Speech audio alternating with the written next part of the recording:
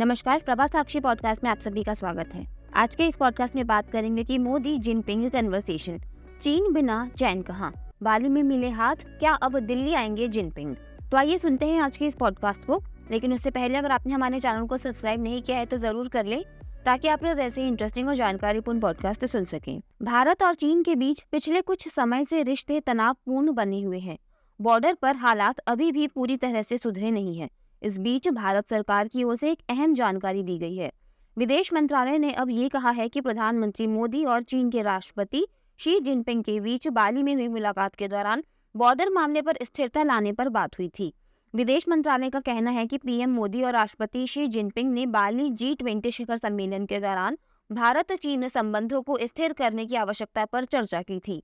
हालांकि इससे पहले ये बताया गया था कि पीएम मोदी और चीनी राष्ट्रपति ने केवल शुभकामनाओं का आदान प्रदान किया था। भारत चीन के संबंधों को सामान्य करने की कोशिश।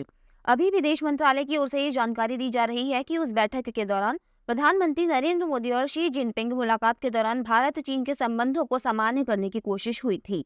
8 महीने बाद MEA ने इस बात का खुलासा किया है।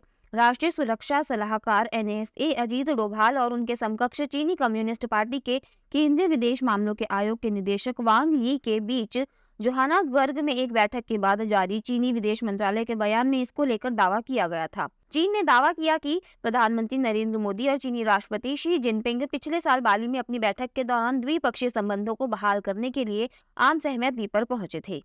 बाली में रात्रि भोज के दौरान दोनों नेताओं के बीच हुई बैठक में कोई महत्वपूर्ण बातचीत शामिल थी। क्या दिल्ली आएंगे जिनपिंग? विदेश मंत्रालय के प्रवक्ता अरिंदम बागची ने चीन के राष्ट्रपति के दिल्ली में आयोजित G20 शिखर सम्मेलन में उपस्थिति को लेकर किए सवाल पर कहा कि भारत सभी आमंत्रित नेताओं की भागीदारी के साथ इसकी सफलता के लिए सभी प्रयास और तैयारियां कर रहा है। अफ्रीकी संघ को G20 का स्थायी सदस्य बनाने के भारत के प्रस्ताव पर उन्होंने कहा कि हमें उम्मीद है कि ये होगा।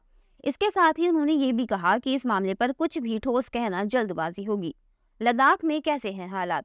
वर्तमान में भारतीय और चीनी सैनिक पूर्वी लद्दाख में कुछ घर्षण बिंदुओं पर गतिरोध में लगे हुए हैं। हालांकि व्यापक राजनयिक और सैन्य वार्ता के बाद कई क्षेत्रों में सैनिकों की वापसी हुई है।